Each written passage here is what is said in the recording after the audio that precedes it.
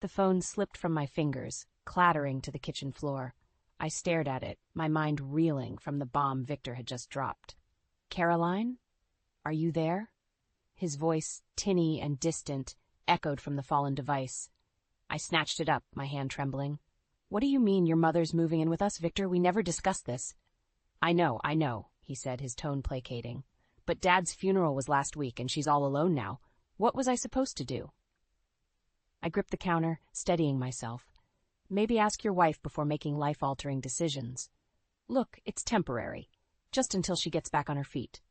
I snorted. "Temporary? This is Greta we're talking about. She'll sink her claws in and never let go." "Caroline, please. She's my mother. And I'm your wife," I snapped. "Or have you forgotten that?" The line went quiet for a moment. When Victor spoke again, his voice was strained. "I'll be home in an hour. We can talk about it then." I hung up without saying goodbye, my mind whirling. Greta moving in? It was my worst nightmare come to life. The doorbell rang, startling me out of my thoughts. I opened it to find Greta herself standing there, surrounded by a mountain of luggage. "Well," she said, arching an eyebrow, "aren't you going to invite me in?" I plastered on a smile. "Greta, what a surprise. Victor just called to tell me you were coming." She brushed past me, her perfume leaving a cloying trail. "Oh, I couldn't wait. I was simply too excited to start our new living arrangement." I clenched my fists, willing myself to stay calm. "New living arrangement?" Greta paused in the entryway, surveying our home with a critical eye. "Yes, dear. Didn't Victor tell you? I'm moving in permanently." "Now, where's my room?" My heart sank. "Permanently?" I echoed, feeling like a parrot. "But Victor said it was temporary."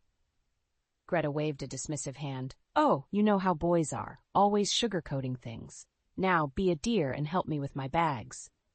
I stood rooted to the spot, watching as she began directing the movers who appeared behind her. They trooped in, carrying boxes and furniture I'd never seen before. "Wait," I said, finding my voice. "You can't just move in without discussing it with us first." Greta turned, her eyes glinting. "Us? My dear, I've already discussed it with Victor. He's the man of the house, after all." I felt a surge of anger. "This is my home too, Greta. I have a say in what happens here." She patted my cheek condescendingly. "Of course you do, dear. Now, which room shall be mine? I was thinking the guest room with the ensuite bathroom." Before I could respond, she was already marching up the stairs, the movers in tow. I watched helplessly as they began rearranging our carefully curated home. An hour later, I heard Victor's key in the lock. I met him at the door, my arms crossed. "Caroline," he began, but I cut him off. "Your mother's here," I said flatly, "with all her belongings. Care to explain?" Victor's face paled. "What? She wasn't supposed to come until next week." "Well, surprise," I said, my voice dripping with sarcasm. "She's upstairs right now, redecorating our guest room." Victor ran a hand through his hair. "I'll talk to her. We'll figure this out." I shook my head. "No, Victor, you'll fix this, today, or I swear I'll—" "You who?" Greta's voice floated down the stairs. "Victor, darling, is that you? Come see what I've done with my new room." Victor shot me an apologetic look before heading upstairs. I watched him go, a sinking feeling in my stomach. This was only the beginning, I realized. The battle for my home, my marriage, and my sanity had just begun. The aroma of roast turkey filled the air, but the tension in our dining room was thick enough to cut with a knife. I surveyed the table, my stomach churning. Our extended family had gathered for Thanksgiving, and Greta was holding court. "Caroline, dear," she said, her voice syrupy sweet, "don't you think the turkey's a bit dry this year?" I forced a smile. "I followed your recipe exactly, Greta," she sked. "Well, perhaps you missed a step. Victor always loved my turkey, didn't you, darling?" Victor, seated beside her, nodded absently. I caught his eye, silently pleading for support, but he quickly looked away. Aunt Martha cleared her throat. "I think the turkey's lovely, Caroline." "Oh, you're too kind," Greta interjected before I could respond. "But we mustn't encourage mediocrity, must we?" I gripped my fork tighter, willing myself to stay calm. It had been 3 months since Greta moved in, and each day was a battle. Victor had promised it was temporary, but temporary seemed to have no end in sight. "So, Caroline," Uncle Joe piped up, clearly trying to change the subject, "how's work going?" I opened my mouth to answer, but Greta beat me to it. "Oh, Caroline's not working anymore," she said, waving her hand dismissively. "She's focusing on being a proper wife now. Isn't that right, dear? The table fell silent. I felt the heat rising in my cheeks. Actually, Greta, it's for the best, really, she continued, ignoring me. A woman's place is in the home. Victor needs a wife, not a career woman. I stood up abruptly, my chair scraping against the floor. Excuse me, I muttered, fleeing to the kitchen. I leaned against the counter, trying to steady my breathing. The kitchen door swung open, and Victor entered. Caroline, his voice low, you're making a scene. I whirled on him. I'm making a scene? Your mother just announced to our entire family that I've quit my job. He ran a hand through his hair. She didn't mean any harm. You know how she is. Yes, I do know how she is, I hissed. The question is, why don't you? Victor sighed. Can we not do this now? It's Thanksgiving. When should we do it, Victor? Because every time I try to talk to you about your mother, you shut down. He glanced nervously at the door. Look, let's just get through dinner. We can talk later. I laughed bitterly. Later. It's always later with you. The kitchen door swung open again, and Greta sauntered in. Is everything all right in here? The guests are getting restless. I plastered on a fake smile. Everything's fine, Greta. We'll be right out. She looked between us, her eyes narrowing. Victor, darling, why don't you come help me serve dessert? Victor nodded, avoiding my gaze as he followed his mother out. I stood there, feeling more alone than ever in a house full of people. When I finally returned to the dining room, conversation stopped. I could feel their eyes on me, a mix of pity and curiosity. Greta was serving pumpkin pie, her specialty. There you are, Caroline, she said brightly. I was just telling everyone about my plans to redecorate the living room. I think it needs a woman's touch, don't you? I froze, my fork halfway to my mouth. Redecorate? Greta, we never discussed. Oh, don't worry. Dear, she interrupted, I won't touch your little reading nook, although it could use some sprucing up. I looked to Victor, silently begging him to say something, anything. But he was focused intently on his pie, avoiding eye contact. In that moment, something inside me snapped. I stood up, my chair scraping loudly against the floor.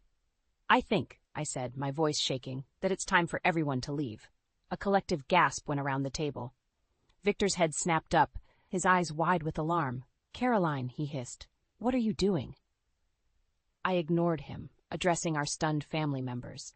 I'm sorry, but I'm not feeling well. Thank you all for coming.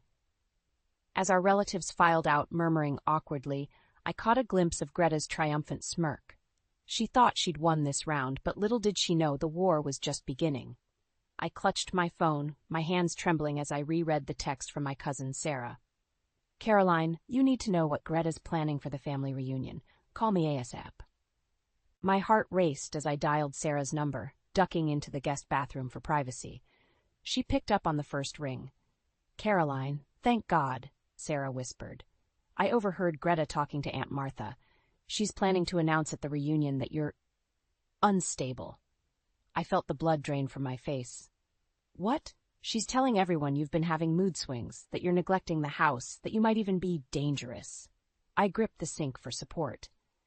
That's insane. Why would she? To get you out of the picture, Sarah said grimly. She wants Victor all to herself. As the implications sank in, a cold fury washed over me.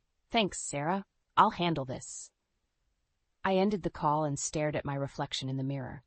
The woman looking back at me was tired, worn down by months of Greta's manipulation. But there was a fire in her eyes that I hadn't seen in a long time. I marched out of the bathroom, nearly colliding with Victor in the hallway. Caroline, he said, startled, I was looking for you. Mom wants to discuss the seating arrangements for the reunion. I met his gaze, my voice steady. We need to talk, now. His brow furrowed. Can it wait? Mom's? No, I cut him off. It can't wait, and it doesn't involve your mother. I led him to our bedroom, closing the door firmly behind us. Victor sat on the edge of the bed, looking wary. What's this about? He asked. I took a deep breath. I want a divorce. The words hung in the air between us. Victor's face went through a range of emotions. Shock, disbelief, anger. What? He finally sputtered. Caroline, you can't be serious. I've never been more serious in my life, I replied, my voice surprisingly calm. This isn't working, Victor. It hasn't been for a long time. He stood up, pacing the room. Is this about my mother? Look, I know things have been tense, but it's not just about Greta. Well, I interrupted. It's about us, about how you've consistently chosen her over me, about how you've let her take over our lives, our home. Victor's face hardened. She's my mother, Caroline. What did you expect me to do? I expected you to be my partner, I shot back. To stand up for me, to set boundaries, but you've failed at every turn. He ran a hand through his hair, frustration evident in every line of his body. You're overreacting. We can work this out. I shook my head. No, we can't. Not anymore. Just then, a knock at the door made us both jump. Greta's voice floated through. Victor? Caroline? What's going on in there? I saw the panic in Victor's eyes, and something inside me snapped. I yanked open the door, coming face to face with my startled mother-in-law. We're discussing our divorce, I said, my voice ringing clear in the sudden silence. Greta's eyes widened, then narrowed. Don't be ridiculous, Caroline. You're obviously having one of your episodes. I laughed, a harsh sound that surprised even me. Oh, I'm having an episode, all right. It's called finally standing up for myself. I turned back to Victor, who was staring at me with a mixture of shock and... Was that admiration? I'm leaving, I announced. I'll be staying with Sarah until I can find my own place. And Victor, I suggest you talk to a lawyer. As I brushed past a sputtering Greta, I felt a weight lift from my shoulders. The road ahead would be difficult but for the first time in months, I felt like I could breathe. I paused at the top of the stairs, turning back to face them both. Oh, and Greta, you can have the house. I hope you and Victor will be very happy together. With that parting shot, I descended the stairs, my head held high. The future was uncertain, but one thing was clear. I was finally taking control of my life. I stared at the phone bill in my trembling hands, my world crumbling around me. There it was, in black and white, dozens of late-night calls to a number I didn't recognize. My stomach churned as I dialed the number, praying I was wrong. A woman's voice answered. Hello? I hung up, my heart pounding. It wasn't Greta. Victor was cheating on me. I spent the next week in a daze, watching Victor's every move. He was working late more often, always on his phone. One night, I couldn't take it anymore. I waited until he was in the shower, then grabbed his phone. It was locked. Frustrated, I tried his birthday. Nothing. Our anniversary. Still nothing. Then on a hunch, I tried Greta's birthday. The phone unlocked. My hands shook as I scrolled through his messages. There it was, a conversation with someone named Emily. The messages were flirtatious, intimate. I felt sick. Just then, the shower turned off. I quickly replaced the phone and retreated to the kitchen, my mind racing.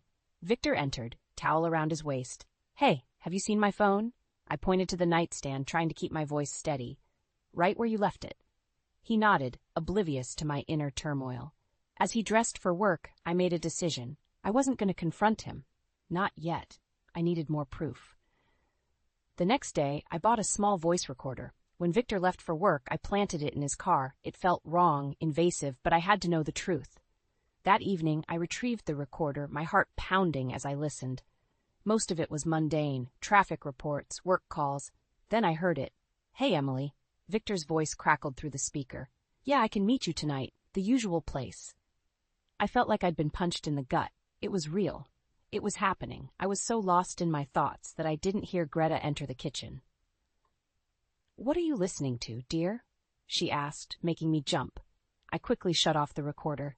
Nothing, just a podcast. Greta's eyes narrowed suspiciously. You seem upset. Is everything all right? For a moment, I considered telling her. Would she be as devastated as I was to learn her precious son was cheating? But then I remembered who I was dealing with. Greta would find a way to twist this, to blame me.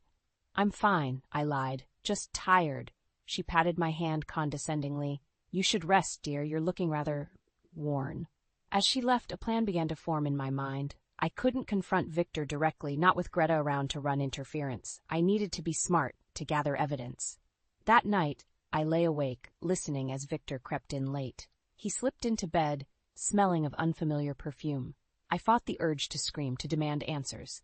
Instead, I steadied my breathing, pretending to be asleep. The next morning, I called in sick to work. As soon as Victor left, I began my search. I combed through his office, our bedroom, even his car. In the glove compartment, I found a hotel receipt. My hands shook as I snapped a picture with my phone. Just then, my phone buzzed. A text from Victor. Working late tonight. Don't wait up. I gritted my teeth, anger and determination coursing through me. Two could play at this game. I spent the rest of the day preparing. I set up a hidden camera in our bedroom, made copies of bank statements showing suspicious withdrawals, and backed up the incriminating text messages I'd found. As night fell, I sat at the kitchen table, surrounded by evidence of Victor's betrayal. I knew what I had to do next, but the thought filled me with dread and exhilaration in equal measure. I picked up my phone and dialed a number. "Hello, is this divorce attorney Sarah Goldstein's office? I'd like to make an appointment." As I hung up, I heard the front door open. Greta's voice called out, "Caroline? Are you home, dear? I have the most wonderful idea for a family trip." I closed my eyes, steeling myself. The real battle was just beginning. I stared at Greta in disbelief, her words echoing in my ears. "A family getaway? Now?" She beamed, oblivious to my internal turmoil. "Yes, dear, I've booked us a lovely cabin in the mountains. Just what we all need to reconnect." My mind raced. A trip was the last thing I wanted, especially with divorce papers hidden in my desk drawer. But then a thought struck me. This could be my chance to gather more evidence. "That sounds wonderful," I lied, forcing a smile. "When do we leave?" "Tomorrow morning." Greta clapped her hands gleefully. "I've already packed for Victor. Be a dear and get your things ready." As she bustled off, I retreated to our bedroom, my heart pounding. I had to act fast. I grabbed my phone and dialed Sarah, my divorce attorney. "Caroline, what's wrong?" Sarah's voice was laced with concern. I quickly explained the situation. "What should I do?" Sarah paused. "This could work in our favor. Document everything. If you can get concrete proof of his infidelity or Greta's manipulation, it'll strengthen our case." I nodded, determination setting in. "I'll do it." The next morning, we piled into Victor's SUV. I sat in the back, feigning a headache to avoid conversation. As we wound through mountain roads, I covertly activated the voice recorder on my phone. At the cabin, Greta immediately took charge. "Victor, darling, help me with the bags. Caroline, do be useful and start dinner." I bit back a retort and headed to the kitchen. As I prepared the meal, I overheard Victor and Greta whispering in the living room. "Are you sure about this, Mom?"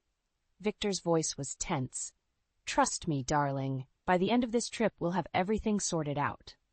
My blood ran cold. What were they planning? Throughout the evening, I remained vigilant. I noticed Victor checking his phone frequently, always angling the screen away from me. Greta, meanwhile, kept pushing glasses of wine into my hand. "Drink up, dear. You seem so tense," she cooed. I pretended to sip, dumping the wine when no one was looking. I needed to stay sharp. As night fell, I excused myself early, claiming fatigue. In the bedroom, I quickly set up a small camera I had hidden in my toiletry bag, positioning it to capture the room's entrance. Hours later, I was jolted awake by voices. Peering at my phone, I saw Victor sneaking out of the cabin. I slipped out of bed, following at a distance. In the moonlit clearing behind the cabin, I saw Victor meet a woman. My heart sank as I recognized her. Emily, his secretary. I raised my phone, recording their intimate embrace. Suddenly, a twig snapped beneath my foot. Victor's head whipped around. "Who's there?" I darted back to the cabin, my heart racing. As I reached for the door handle, it swung open. Greta stood there, her eyes glinting maliciously in the darkness. Well, well," she sneered. "Sneaking around at night, are we? What would Victor think?" I pushed past her, my mind reeling. "I know what you're doing, Greta, both of you. It ends now." She grabbed my arm, her nails digging into my skin. "You have no idea what you're up against, you foolish girl." I wrenched free, running to the bedroom. I grabbed my pre-packed bag from under the bed, shoving my phone and camera inside. Victor burst in, his face flushed. "Caroline, what's going on?" I stood tall, facing both of them. "I'm leaving. This charade is over." Greta's face contorted with rage. "You can't leave. We won't let you." In that moment, I saw the truth of my situation with crystal clarity. This wasn't just about saving my marriage anymore. It was about saving myself. I clutched my bag tightly, my voice steady despite my pounding heart. "Watch me." As I pushed past them and out into the night, I knew there was no turning back. The real fight for my future was just beginning.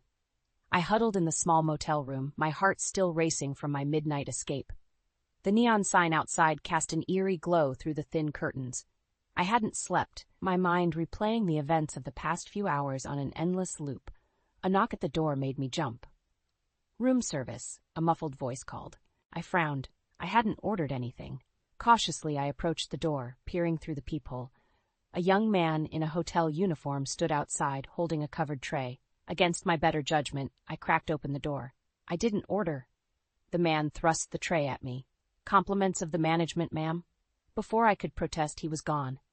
I stared at the tray, my stomach churning with unease. Slowly, I lifted the cover.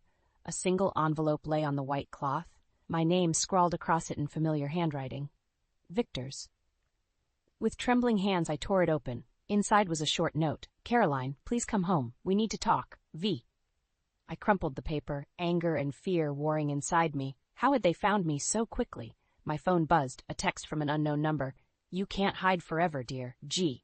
Panic clawed at my throat. I had to get out of here. I threw my few belongings into my bag and rushed out, keeping my head down as I hurried to my car. As I pulled out of the parking lot, I noticed a black SUV start up behind me. For the next hour I drove aimlessly, taking random turns, doubling back. The SUV remained at a constance in my rearview mirror. My palms were slick with sweat on the steering wheel. Finally, I pulled into a busy shopping center, losing myself in the sea of cars. I parked and waited, my heart pounding. After what felt like an eternity, the SUV drove past, still searching. I let out a shaky breath, then froze as my phone rang. It was Sarah, my lawyer.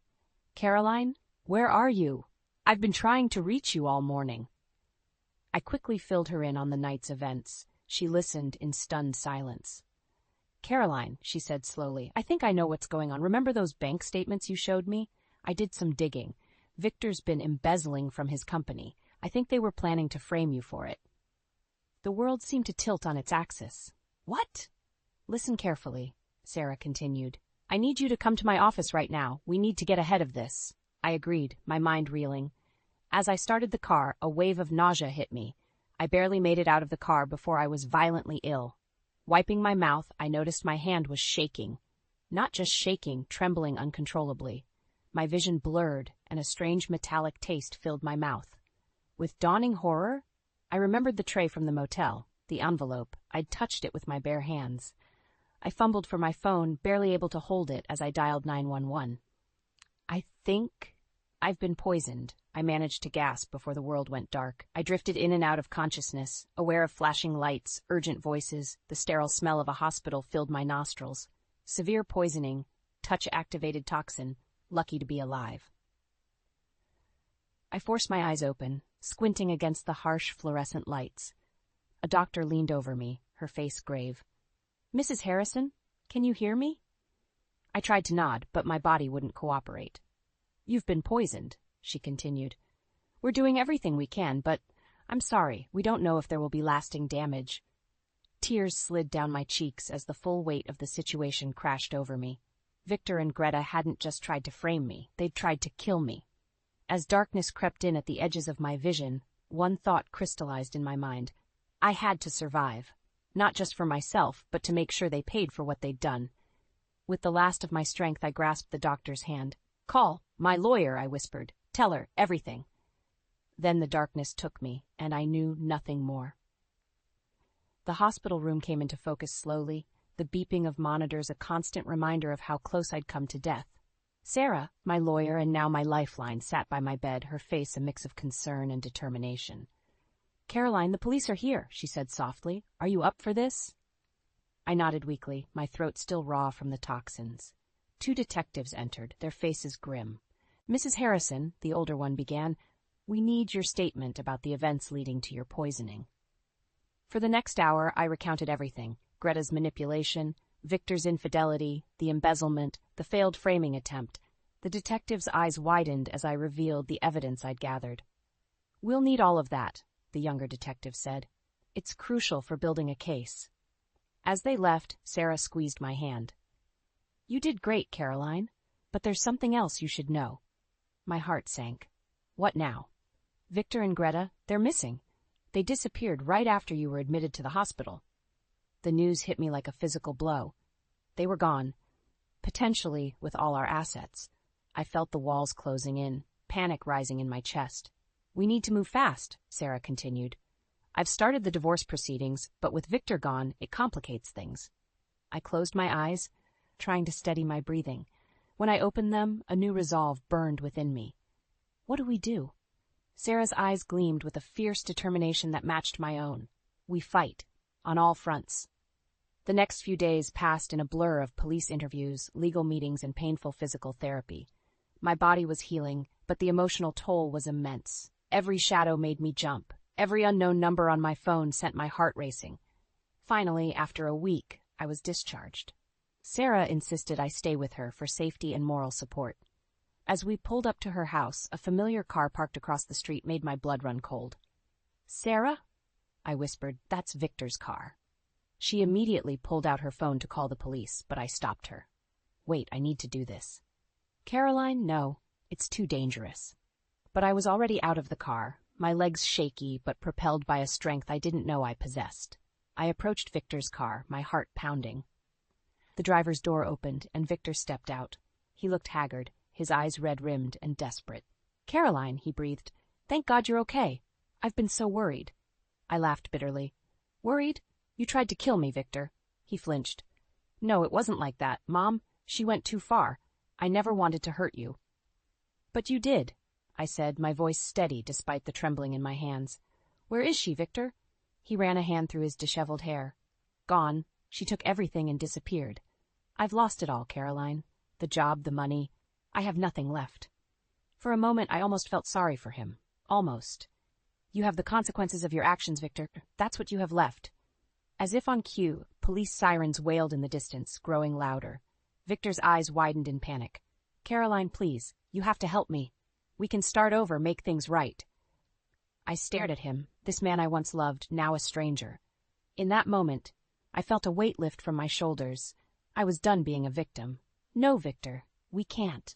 The police cars screeched to a halt, officers pouring out with guns drawn. As they handcuffed Victor, reading him his rights, I turned away, walking back to Sarah, who waited with open arms. "It's over," I whispered, tears finally falling. "It's really over." But as Sarah led me inside, I knew this wasn't an ending. It was a beginning. My beginning. And for the first time in years, I felt truly free. The courtroom felt suffocating as I took my seat beside Sarah. Across the aisle, Victor sat with his lawyer, a shadow of the man I once loved. Greta was still missing, but her presence lingered like a toxic cloud. As the judge entered, I straightened my spine. This was it, the culmination of months of legal battles, emotional turmoil, and personal growth. "All rise," the bailiff called. The proceedings began, a blur of legal jargon and accusations. I barely heard the words, focused instead on maintaining my composure. Then Sarah squeezed my hand. "Your Honor," she said, standing, "I'd like to present evidence of Mr. Harrison's embezzlement and the attempted framing of my client." The courtroom erupted in murmurs as Sarah methodically laid out our case. Bank statements, recorded conversations, even the toxicology report from my poisoning, it was all there. Irrefutable. Victor's face grew paler with each revelation. His lawyer scrambled to object, but the judge overruled him at every turn. Finally, it was my turn to testify. As I took the stand, I locked eyes with Victor. For a moment, I saw a flicker of the man I'd married, scared, vulnerable. But then his jaw set, and I remembered every manipulation, every betrayal. "Mrs. Harrison," the judge said, "please tell the court, in your own words, what transpired in your marriage."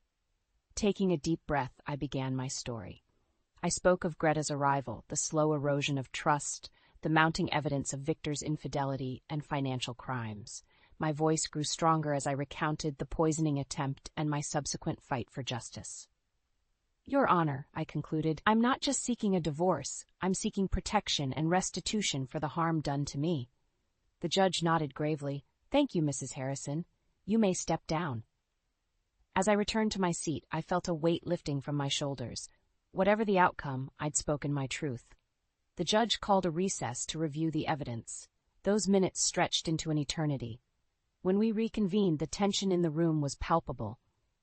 Having reviewed all evidence presented, the judge began, "This court finds in favor of the plaintiff, Caroline Harrison." The words washed over me like a wave. We'd won.